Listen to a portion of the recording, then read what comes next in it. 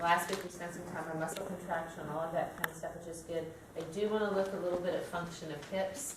I'm just, you could go into such excruciating detail about all this stuff, and so that can't happen because we just don't have time. So I'm going to try to go into the detail that I think that's important for you to know, things to look for, the things to convey to students, and then that's like 201. Otherwise, moving on, standing poses for review. Good.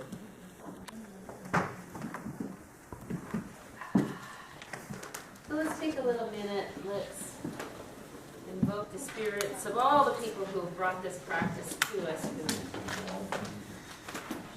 created a change so that we are here today.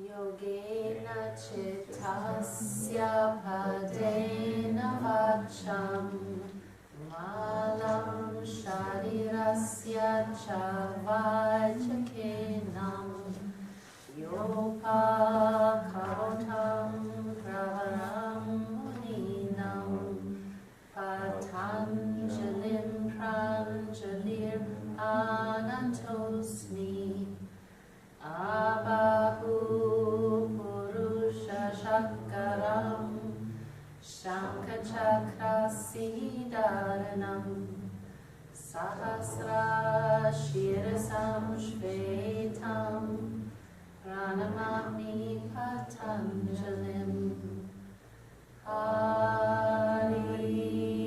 Om.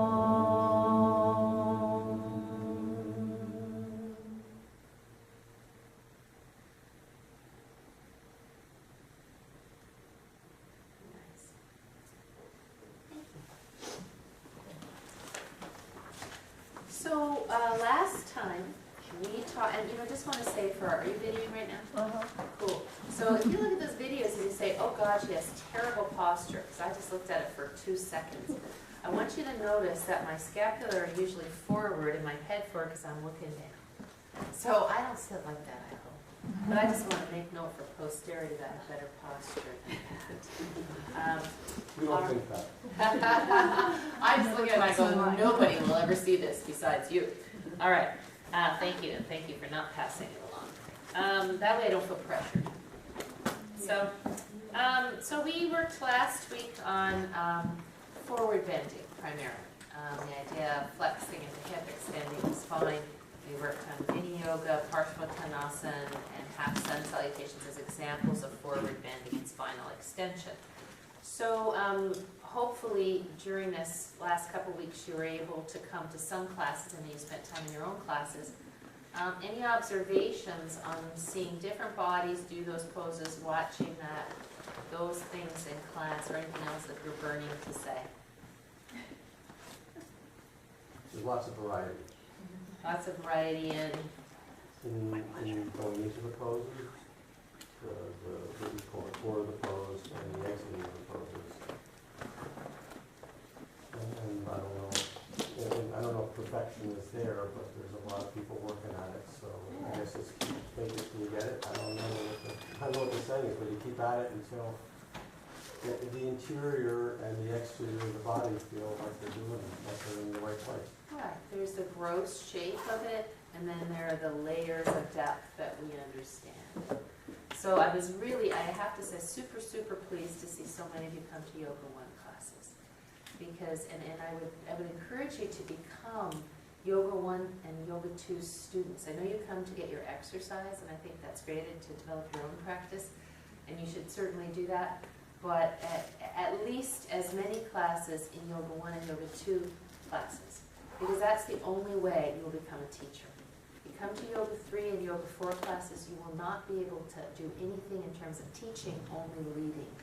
And so when you're in those classes, when you're making notes, when you're doing the class yourself, that's when all of that language comes in. That's when those ways of thinking about bodies that don't move like yours come in. So really appreciate that. Any thoughts in terms of watching the different levels of people do Vini Yoga? Maybe somebody who's just beginning, or Parshvottanasana. Choice of which one we do in a class. Yeah. Well, I think by going to the level 1 or level 2, it gives me a better appreciation for how difficult it is to begin the practice. And I mean, presumably most of us have been doing this for a long time, and you just kind of do those poses, and you may kind of moderate them and make them move a little bit differently, but the beginning is the hardest part.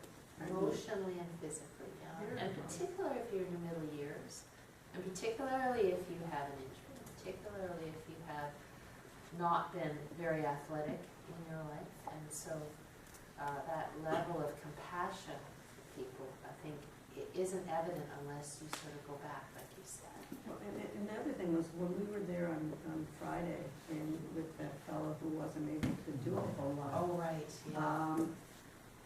At one point, I was closer to him than Victor was, so I went over there, and it was like, there was so much here. I don't even know where to begin. Yeah. And Yeah. I mean, I don't even know how to help this person. Yeah. And then there was so much that I could see that physically needed to be adjusted, and he was not a small person. Right. And so it was like I kind of went there, and it overwhelmed me, and I kind of just said, She threw me into it. You jumped in really well, Victor, and what I really liked about what you did, let me just back up a bit. So Friday at 10, was that the time? Yeah.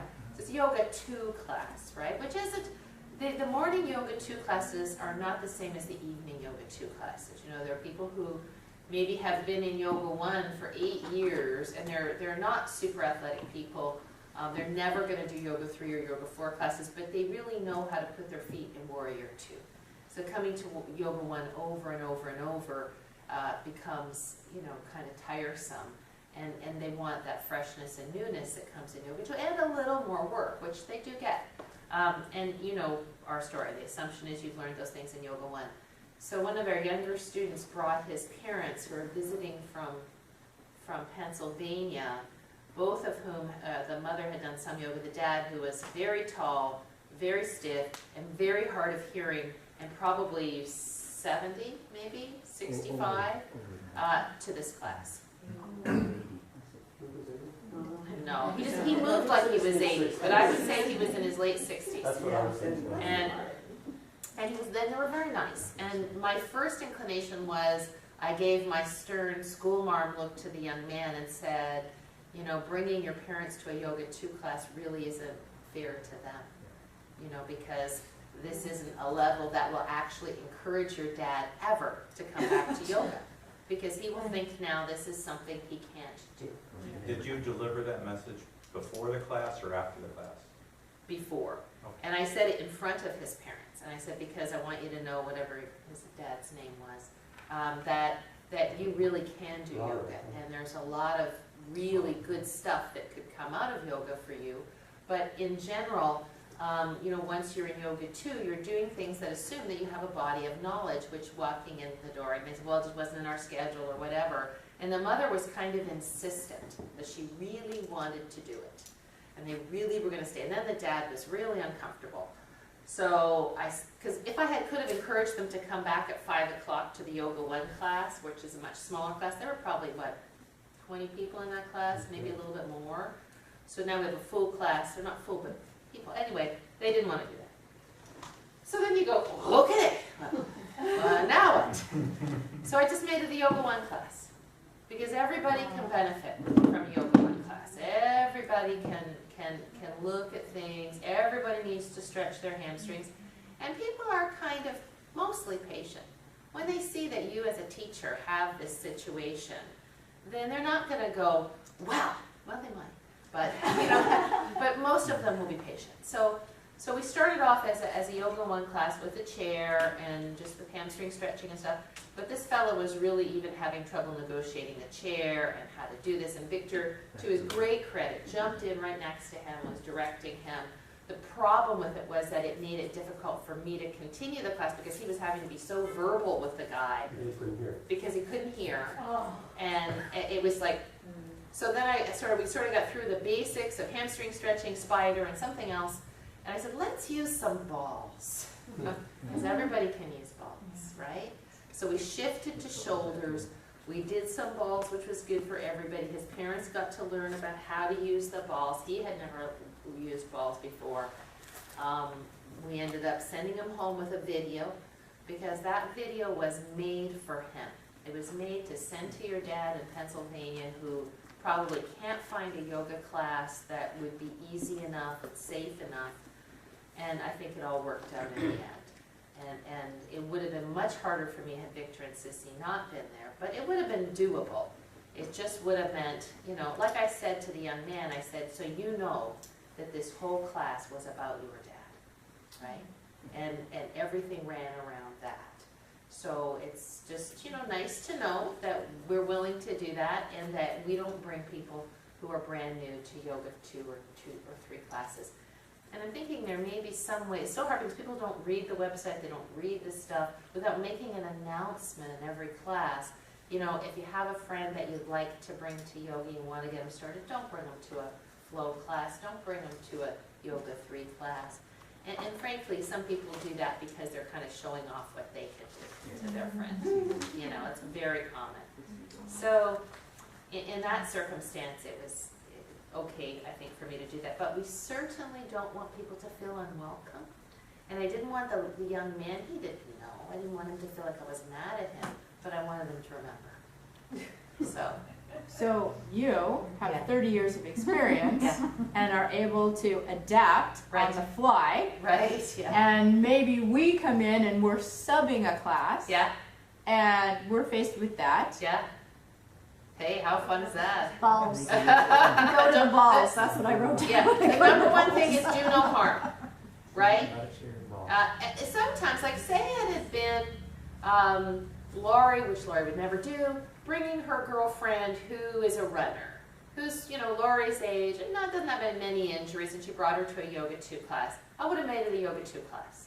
She's probably not going to get hurt, she's probably following along, she's probably a little bit confused. And then after the class, I would say, and so now you see that there's an assumption about your understanding here. So you're super welcome to come to Yoga 2 because you like the workout, you like that kind of stuff. But I really ask you to come to see some Yoga 1 classes also so that you understand the fundamentals. And this is, you're going to memorize these lines. So your practice is educated, not imitative, you know? And I think that's the way to handle that. So, you know, these things happen, and we'll go over time. You know, right now we're just doing the fundamentals. We'll go over all the declinations, right, of how to make things simpler and simpler and simpler. And, you know, when in doubt, another thing is breathing. I'll go over the breathing. Everybody can do the breathing. Everybody can learn to breathe. You could do breathing on a chair, breathing standing up, breathing lying down, class is done. That would have been another thing. That guy wouldn't have gotten it really, because I'm sure that he wouldn't have been able to understand it that well in the first time, but he wouldn't have been hurt, and everybody would have been okay, you know? Yeah, Just sorry. a quick question, what's the difference between the Ultra Gentle and Yoga 1? Yeah, great question. I'm going to come to you, Barry, too. So Christy and Alice are here, and they both, Christy teaches Ultra Gentle, and Alice assists her. You want to answer that question? Probably, well, there's several things. The amount of weight bearing that you do on your wrists and shoulders and so forth, if we do down dog on the chair. And there's a slightly different demographic. It may be slightly older, a lot of people recovering from surgery or illness, a lot of people that have been directed to do yoga, maybe by a physical therapist or an enlightened physician, or something like that. What else? Usually somewhat older, that kind of thing. People that they can have a lot of fear about movement, but they want to try. They show up, and you know. What did you see as the difference with the ultra gentle and the yoga?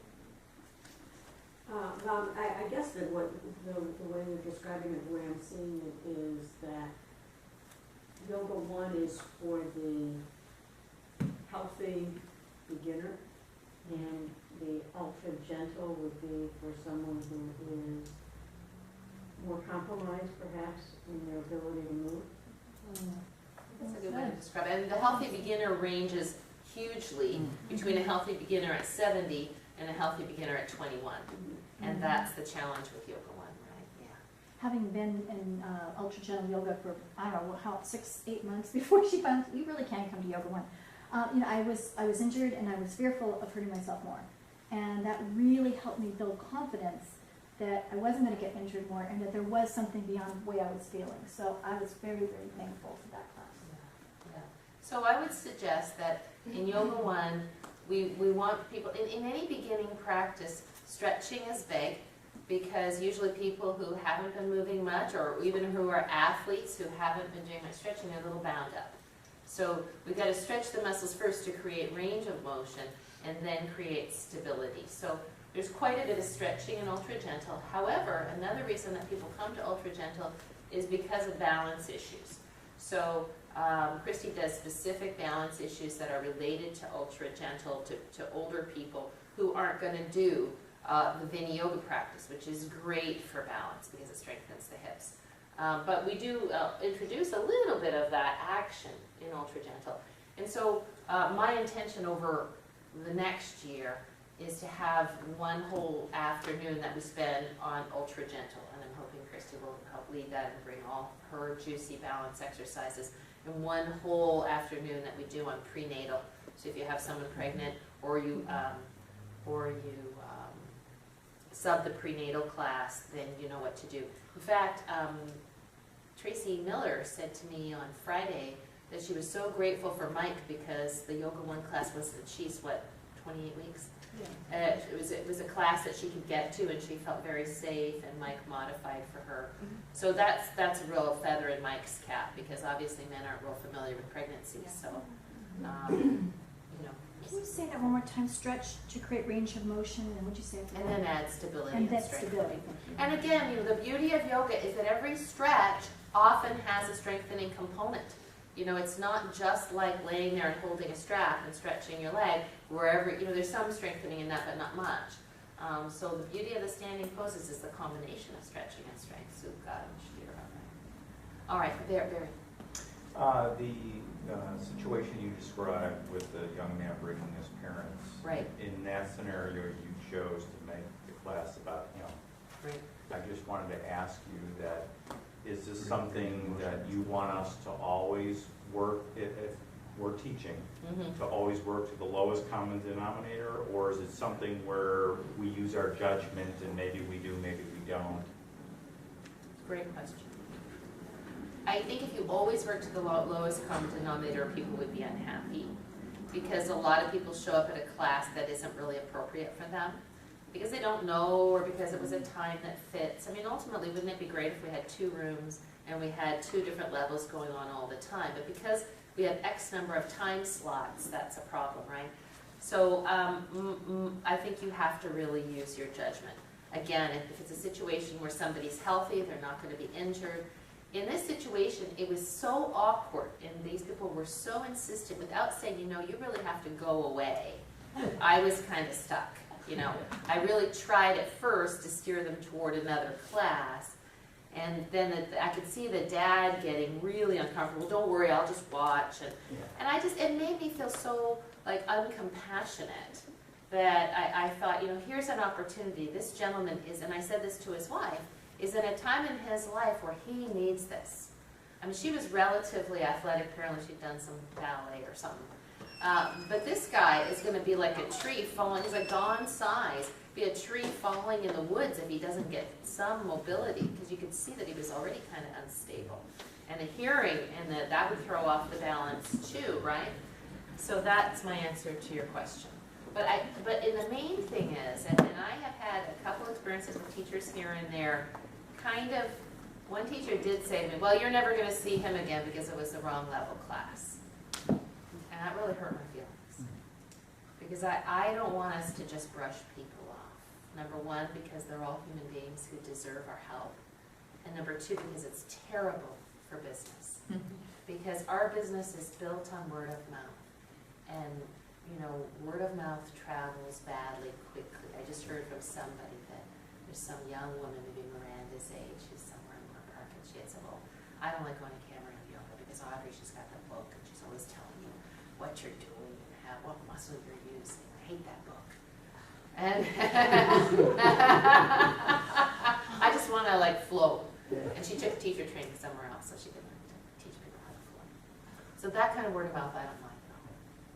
Like, you know, if that's not what you like, and you don't want to learn about the body, and you just want to flow, then, you know, that's okay. So, you know, I consider that positive about our classes, and not everybody's going to feel that way. But we never want someone to feel brushed off, because you can just see the Yahoo review, right? All right, Yelp or whatever it is. All right, all that to say. Okay, so what is the yoga intention of a pose that bends forward? Stretch the hamstrings. Stretch the back of the body.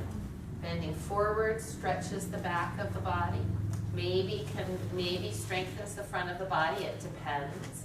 And a pose that bends backward stretches the front of the body and often creates more strength in the back of the body. Why?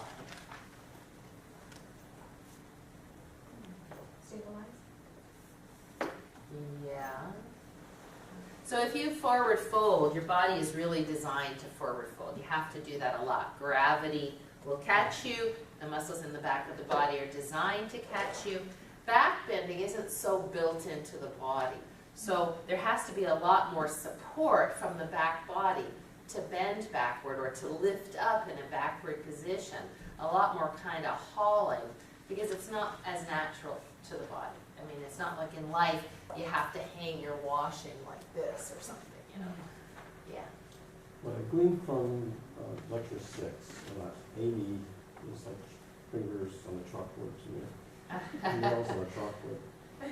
But if you wade through all that she says in her drama, what she said in the forward flexion, it's not just the stretch to me, but I'm not trying to correct you. I haven't watched the whole thing, so Well, you're luckier than we are. Don't. I'll get there. I'll get there. Please don't. Anyway, what I get is that the muscles work in concert. You don't say, she gets freaked out. You say, I contracted a muscle, the nervous system made the muscle go. She's trying to integrate Too many things at a once. front and a back, and it's all a unit that moves. So you can't flex without the relaxation of the Right. back, you can't, or the one side to the other. So when what I gleaned from it, when I'm trying to get in my own practice now, is the understanding is when I'm stretching my back, I'm not only relaxing my front, but I'm also gaining posture, sense of identity of where my front is going, and then the other part is how you get it back. Because there's the muscle movement to get it back to where it went, and the same and the strength in the core to get it there. And then the legs, which the base of it, which keeps you from falling over, which is, as I've gotten older, that's been harder for me. My balance seems to be more challenged than it was when I was younger. And I think that's what she said. You contract one muscle. You have the agonist and the Antagonist. and antagonist, and it's that whole motion. But if you think about it too much, then you can't do anything. You're paralyzed. It's like trying to write. Right. It's how do I make an A? And it doesn't happen. Right. You know what I mean? So it's taking all that and then not thinking about it, and then somehow knowing that process is happening. So for the beginner, I don't know how you distill it. I'm going to tell you. Yeah, right now. but but to me, it's where I'm at now, and what you just asked, what's it forward? It's all that. It's Right. not, and that's what I got out of Amy. And if I see her again today or tomorrow, I will explode. Yeah. Well, and yet everybody says, so that's so personal. That's why people like different teachers, right? Like Darcy loves those videos. She thinks they're fun and funny. Yeah, She they are likes funny. them. They could be very funny. So everybody has a different thing. But I would just say in response to that, that I do not believe that when you're stretching the back body, you relax the front body. Because that's not reciprocal inhibition. If you're going to stretch the back body, the front body is active, right? Just like if you're going to stretch the front body, the back body is active. So that's been a pair of misphrasing. Yeah, well, right? I meant this, The it opposite. allows it to happen, if it Right. permits it to happen. If there's a permissive reciprocal motion. Right, exactly. So the back body has to relax while the front body contracts, like for example in the hamstrings, right? If the quadriceps lift, it helps to tilt the pelvis forward, it takes the sit bone back, helps the hamstrings to stretch. Okay, so I'm going to talk more now. Let me see. So I wanted to review Parshavottanasana briefly, and with that intention, and then give you a couple of thoughts on how the progression of that and other ways to do it. Are you at all warmed up? No. Is anybody warmed up? Okay. All right. So,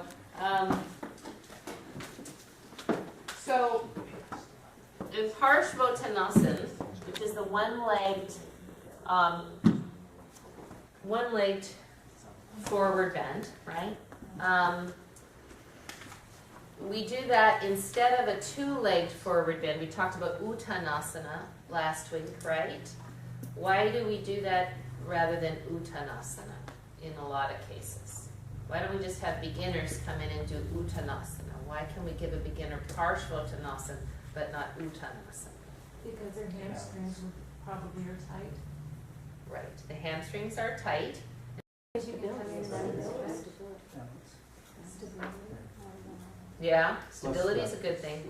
So when you offset the foot, you have the ability to move the pelvis with the spine long with a post. Remember we talked about the post?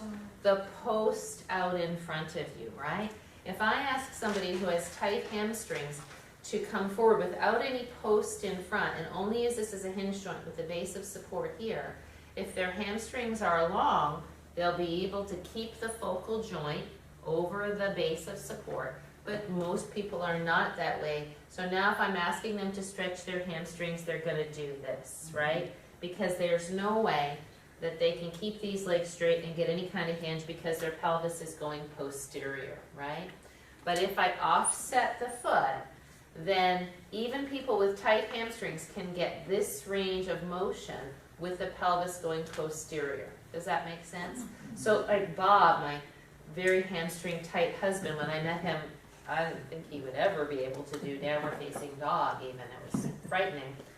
And but the one stretch he had done, being a runner, that a PT gave him was just, and he does it every day all day long, was just to put his foot out like this and go like this, which is for him is like, wow, hamstring stretch.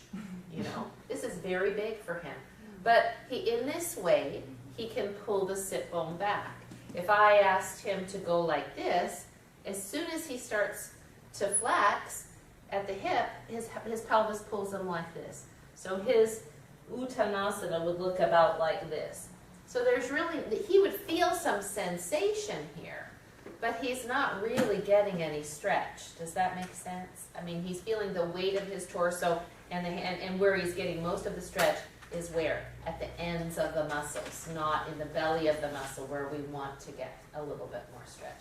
So this also helps us to access the belly of the muscle a little bit more. And it also looks like when you're doing it incorrectly, your back goes into flexion, but when you're doing it correctly, your back is able to stay more neutral. Right, right. Now, is it absolutely horrible for someone to be like this? Like the fella Ron, who's here, you know, the older fella, and he's always like this, right? So because he doesn't like to use cylinders, I think it makes him feel embarrassed or something like that, and I insist that he uses cylinders because embarrassment is not a reason, although the first day I might not, right? The first day I'm not going to embarrass somebody if they're embarrassed and insist that they use cylinders unless they have a back issue. And then as kindly as I can, I'll talk about not hurting your back. He doesn't have a back issue. Because he has to get to know you and trust you. And I say, Ron, we really don't want to sacrifice your upper back to stretch your hamstrings. Because now all of these guys, a lot of them that do this, they're already starting to get round in the thoracic spine. So now they come to yoga 3 or 4 times a week and they're doing this. This isn't helpful for them, right? It's not the best stretch their hamstrings can get. Sure, they can feel it, but look where the sit bone is. Look what's happening, right? It's just weighting the muscle, and the muscle's just holding there as best it can. It's not being encouraged to lengthen. It's not getting, if he were up higher and he could get some movement, then you start to get that drawing sensation that moves into the belly that isn't just at the tendon. Does that make sense, everybody? So coming up higher, like I don't want you to feel like there's a perfect look to a pose, right? It's a little bit individual. Everybody's back's a little bit different. And as you all know, I gotta make sure I use this leg. I overused the other leg last time. I felt it for a week. If you're very hamstring flexible, you might have no blocks. And I'm not warmed up, so I'm not gonna go as low as I could, but you see that my spine is in extension and my pelvis is rotating forward and the sit bone is up. So that's what we look for. It's okay if you get a flexible person in your class and they're not up on high blocks with their back parallel to the floor. They don't need to be. The one thing you have to look for with the flexible people in Parshvottanasana is what? Hip dip, right? And that hip dip, I'm not going to do it too. Will usually occur in this direction, out to the side of the front leg. So that's the adjustment we did, pulling that hip back, yeah, if you can, or just encouraging them to find that. What causes it? What are we compensating for when you do that? What's the It's- there's something that compensates? It's a great point, and we're going to get there when we get to IT band and stuff with Vini Yoga. But and I think we actually did talk about this last week a little bit. Usually, when you draw your legs straight and square your hips, you will not only feel the back of your leg, but you will feel your IT band and the outer quad, which tends to be tight, the vastus lateralis, right? So if you go like this, you don't ever have to feel that. You just get the stretch here, right? And usually when I do adjust somebody who's like not thinking that there's anything wrong with this, you know, I'm so flexible. First I'll turn their back, heel back. As soon as they turn the back, heel back, that starts the process. Then pulling this hip back. And so as soon as I make this adjustment, I'll usually say, do you feel a little more stretch right here? And I'll just go like this. And usually they'll say, oh yeah. And I'll say, that's just your IT band, you know, just it prefers to stay asleep if you let it. So this way you wake it up a little bit, you know. So it's not making them wrong, it's just giving them a little additional information, yeah?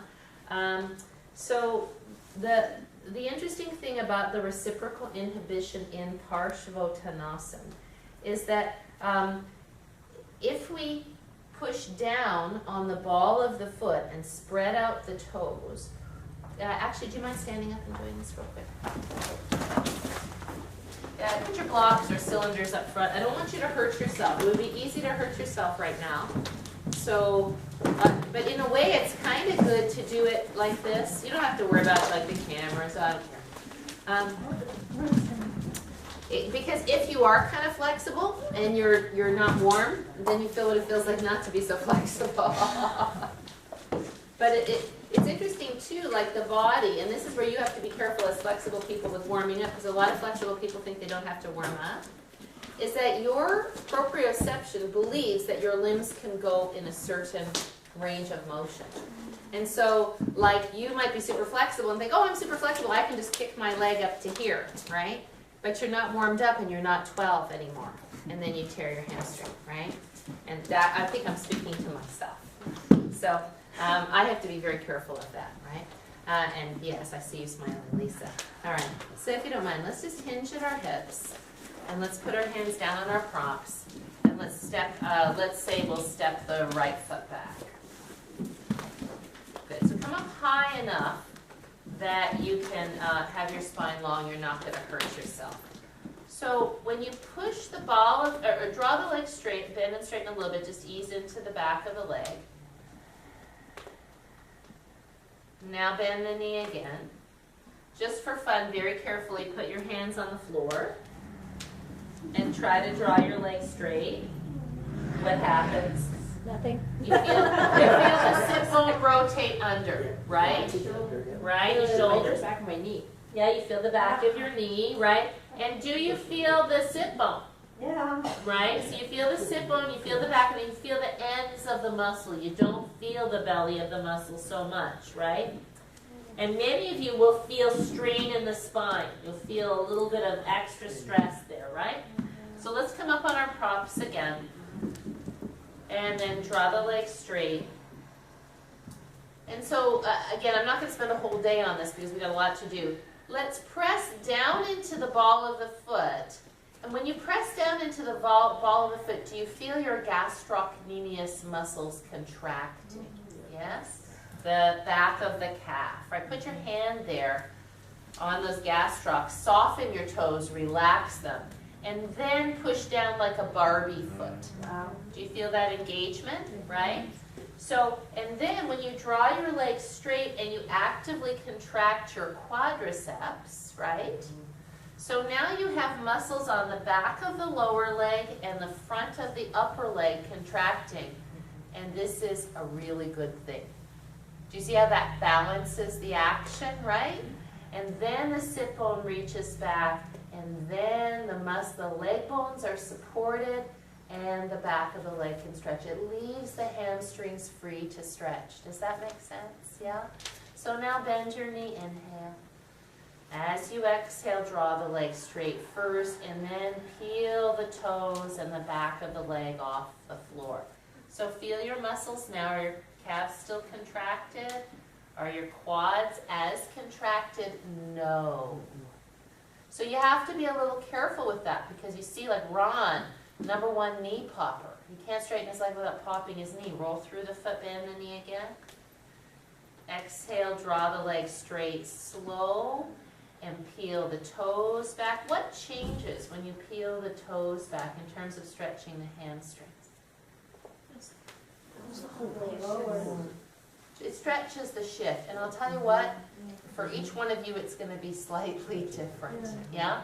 And it also contracts, because now you're contracting that tibialis anterior, the muscle in the front of the shin, to the left of your shin bone. Can you feel that, right?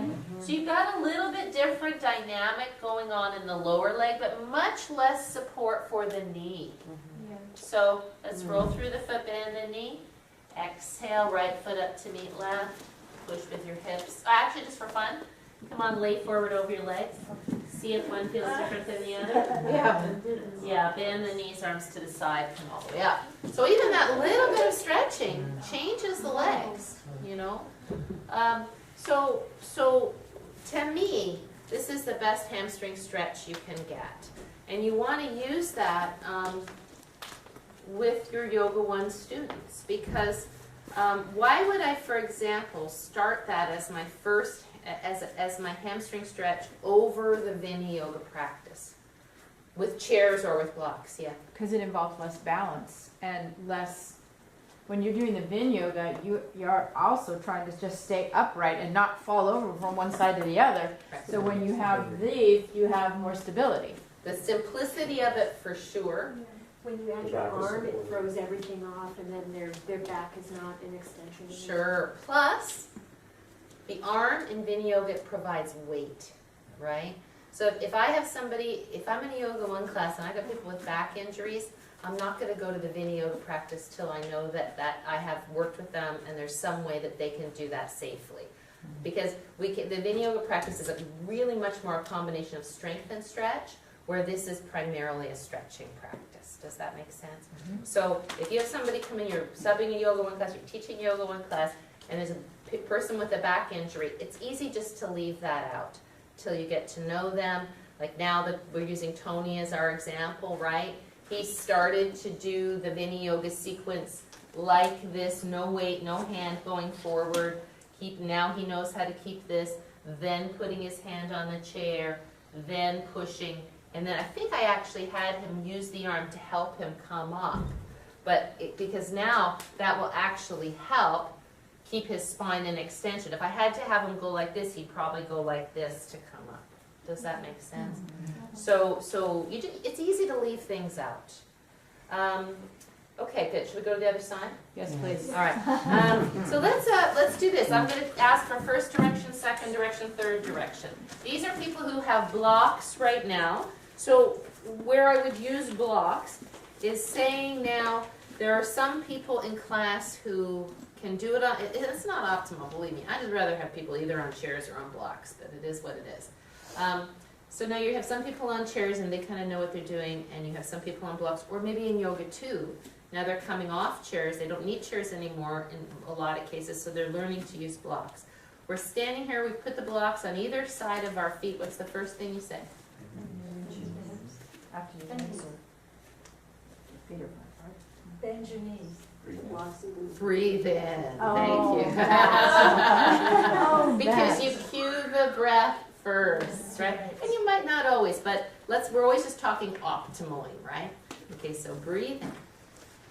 Exhale, bend the knees, hinge your hips and hands, come down to your blocks with a long spine. Now what do we say? Inhale. Inhale and what? Bring your right foot forward between the blocks.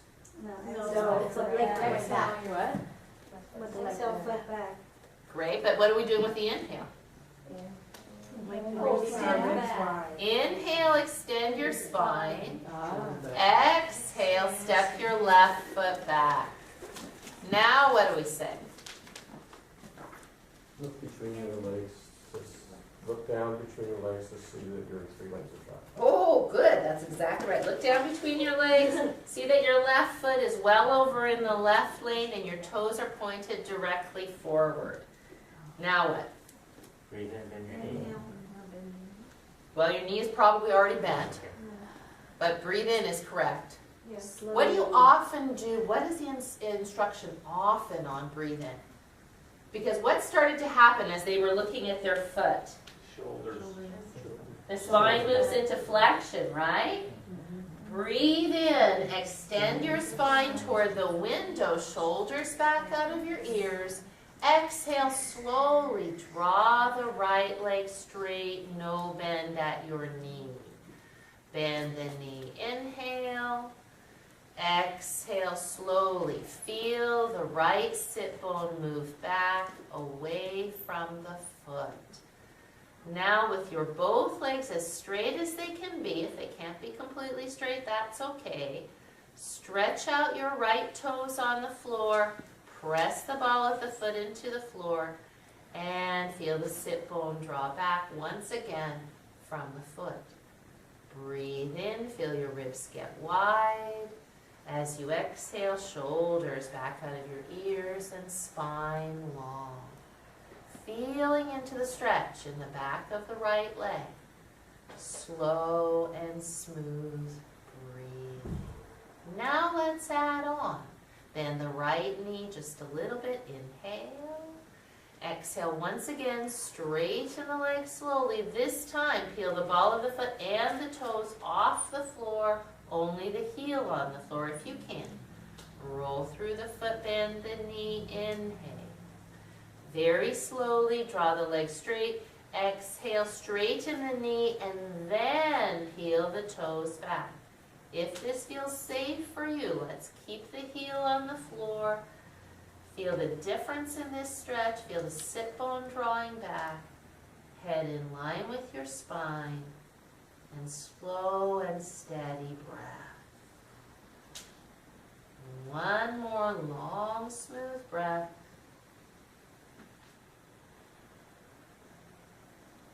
Rolling through the foot, bend the knee, exhale. Breathe in, pull your chest forward. Exhale, left foot up to meet right, stop here. Now bend your knees a little bit more. Stick your bum way out the backside and pull your chest forward, no round backs. Arms out to the side. Push with your strong heels and hips. Lift the arms all the way up through the sideways Exhale, feel the shoulder blades slide down and the chest open. Have you ever heard that before? That was great. Millions of 150 times. times, right? It's just you have to talk a lot. That's the thing. It's like almost hard to get your tongue moving that fast, you know. So, and you try to give a little bit different information, and that's not all the information there is. There's a lot more information, right? But if you're just, and there's a lot more cautions you could do, and a lot more contingencies, but it's a basic. Yeah, does that make sense? When do you feel that there's overload in the information coming in and what you expect from the receivers at the other end of the information? You know, I think that people will blank out what they can when it's too much. Yeah. They'll just hear what they can hear. Yeah. And but you've got people at all, again, if it were a private lesson, it'd be different, right? But now you've got all people at all different ranges, and you have to cover the motions, right? So you're saying, do this, feel this, breathe, and I'll tell you what, honestly, and you tell me, because you've been beginners more recently than I have, maybe. People get kind of uncomfortable when it's quiet. In the beginning, you like it quiet. You don't want the teacher to talk all the time because you've heard so much. But if I just say, okay, so let's put our hands in our blocks, let's step back and breathe with our hamstrings here. And for 5 breaths, I say nothing. They're looking around, doing this, they're scratching. It's disconcerting to be alone with yourself for that long. So in a way, it helps them because it's like, that's why when you say, stretch this and feel that. Because they don't know even what to look for to feel. They might be thinking about their neck or about their eyeballs, who knows. But we just think, well, if you stretched your leg like that, wouldn't you be thinking of this? But they might be thinking about their fists on the blocks. So in the beginning, you're really directing them a lot. And then you back off the direction. Yeah. What I find confusing is doing all of the instruction and the breathing. Mm-hmm. That I'm not on it, like you're giving all the instruction and then the next thing I know, you're saying exhale, but I'm at an inhale in my body, and and then I'm going to miss the next thing you say because I'm going to be all out of sequence. And there will be people who overthink it like that. And I'm right with you, Sissy. Happens to me all the time. No, the reality is you say to the students when you're teaching them the breathing, you're going to breathe to your breath length. And so because it's a group class, I'm going to call out inhale and exhale just to get everybody going in a direction. But if you're not on the same breath, that's okay. And the truth is that they don't, if they can't hear the breathing, then they're not going to worry about it anyway. So, but you want to call the breath because they're never going to learn to inhale the arms up and to exhale the arms out, or they're not going to learn to gather their energy, inhale, before they bend their knees and exhale. Like for example, bending and squatting, you must exhale. You cannot be inhaling and doing this. It immediately creates force on your heart. So you want to, you want to gradually train over time all of this, And I think I would rather people feel like they hear too much and they hear it over and over than they develop bad habits right from the beginning, Oh, well, I didn't want to say too much, so I let them be like this, I would rather see that. And I think that's why people come to us. That's the biggest compliment we get, is that you teach me how to do this, and you do it in a kind way, so that they don't feel like they are unsafe or they don't know what they're doing. But is it reasonable so if you're in a pose and you've completed the instruction, Mm-hmm. and you should be getting to an inhale, Mm-hmm. but your breath is at an exhale, Mm-hmm. for you to pause and have that quiet moment so that you can get your own breathing to go with the flow of where you're going. So Sure. you can have those moments in between. Absolutely, and usually I think for me, as I think about it, The first side I guided all the way through. Mhm. I think if you think about when you hear me teach, there'll be lots of times where by the second time I've said enough, and now I say we're teaching this. I do this twice, and then I say, now follow your own breath. Or I'm just breathing. Now I'll say, straighten your leg, and let's breathe here for a moment or two. You know, because I was kind of speeding this one up. I don't like to stay too long with brand new people, but I often do. And so that would be the space for that, which is just now we've kind of gotten you in the position. Now let's feel the stretch as we breathe, or use the breath to help us relax into the stretch. Yeah? Is that, yeah? A couple weeks ago, we had a lady in class, and she asked, do we do is it breath in, out on the exertion or the other? And it was just like, oh. And if you start a class and you tell everybody, especially if they're Yoga 1, the purpose of yoga is, with the breathing, is the exertion on the exhale. So, right? So as you're practicing, if you get lost because my breathing is not the same as yours, remember that the exhale should be on where you're exerting the most effort. In general, you Okay. can think that an exertion would be an exhale, unless it is a chest opener, right? So chest openers are always inhale, right? Inhale, take the arms up. Exhale, take the arms down. You know, I'm opening the chest here, right? Cobra. Inhale up, exhale down. Does that make sense? Yeah. If I can emphasize, because I've been a beginner fairly recently, but it's good to always talk, because when you would say, we're stretching this, we're feeling this, and then breathing, it felt like yoga was much deeper. It made me want to come back more, because I'm like, wow, there's so much that you can take in every single time. So don't even worry about like saying a whole bunch, because people are going to get something different every time, you know? Like you're going to hit. Right. And you have to say it in a way, hopefully, that your voice is modulated. So that if you're going, you know, straighten your leg, do this, do that, it might be a little bit, you know, but if your voice is relatively sing-songy, they can tune it out if it's too much, and they do. That's what happens to the brain when there's not enough, you know. And so, you know, again, and everybody's going to have their own way. I just don't believe in letting people find it when they're middle-aged and they have no clue what they're doing. It has not been my experience to be super successful. It develops habits that you have to fix. So. Audrey, when you come up back into Virabhadrasana 2 from Parsvakonasana or triangle, or whenever you're down, that's an inhale too, yes, right? Yeah, because it's a chest opener, right? Oh, yeah. okay. Yeah. And I know you can debate that. I know somebody that teaches it as an exhale, but it just doesn't make sense to me. It doesn't feel right to me. So, okay. So the idea of Parsvottanasana is that we are able to effectively isolate the hamstrings, and remember that it's also about lengthening the side waist, right? That's why it's called side stretch. This would not be considered the side.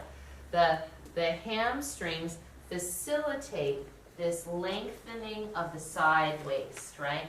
So we want that to happen. And I think I want to go to Vinaya now, because then we'll go to a little bit of Uttanasana. So stand up first, stay standing up for a sec if you don't mind. Oh, kneeling Parsvottanasana, leg up on the chair, bench, hamstring stretch. Oh yeah, I wanted to do this too. Yeah, so this is kind of good because it'll kind of, well, how do your hamstrings feel right now? No strain? Better. Okay, but we kind of warmed up for it. So let's just review, because there's we call them declensions, right? Things that are smaller versions of everything or a different version of it. Let's get a blanket and let's do a little kneeling Parsvottanasana, which is a little more intense. But if you've ever been in class with Hank Wadsworth, for example, he always does his hamstring stretch kneeling, because his hamstrings make Bob's look long, and it's very hard for him to hinge, and he finds that he gets a much better stretch when he kneels. So if I'm going to do this with people, I will always offer them the blanket, right? your standard things, if you'd like a blanket underneath your knees, feel free to put one there. Whenever I say if you need a blanket underneath your knees, I want to bite that back, because that's as though somehow there's something wrong with you that you need a blanket. So I say that all the time, and I always try to like go in my mind, oh, don't say that. You know, if you like a blanket underneath your knees. And then you know, we'll talk about wrists and all that stuff later. I just want to talk about Parsvottanasana. So another way to do this is to kneel on the right and extend the left. This is not a warm-up.